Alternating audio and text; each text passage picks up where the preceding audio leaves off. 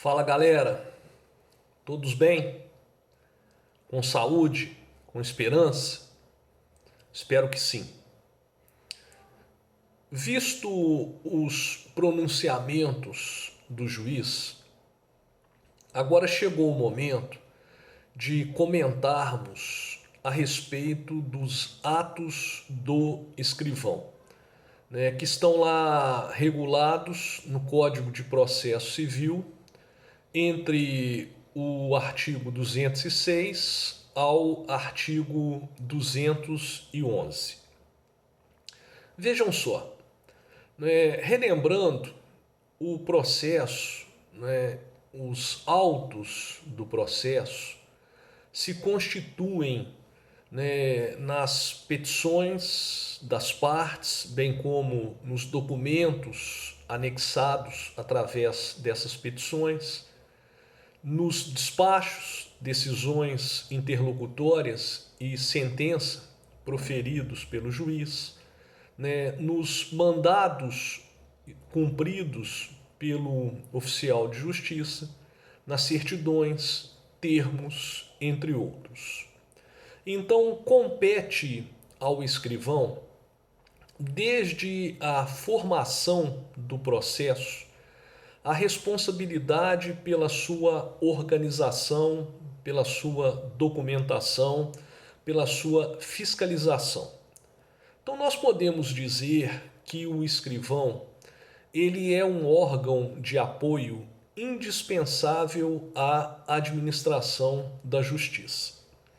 Eu relembro aos senhores que o escrivão teve as suas responsabilidades, né, aumentadas de forma significativa ante os termos do parágrafo 4º do artigo 203 do Código de Processo Civil, pois atualmente é dele a responsabilidade pela prática, né, dos ditos atos meramente ordinatórios, a exemplo de juntada de peças e vista obrigatória.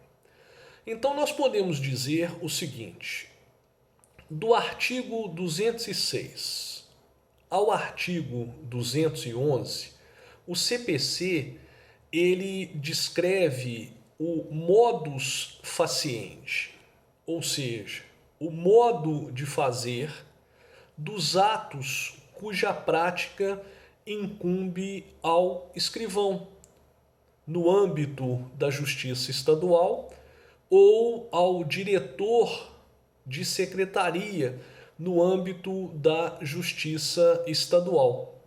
Então, do 206 ao 211, o código ele traça regras burocráticas que devem ser observadas pelo escrivão quando da prática dos atos do seu ofício, a exemplo de uma autuação, da sequência lógica dos atos procedimentais, entre outros.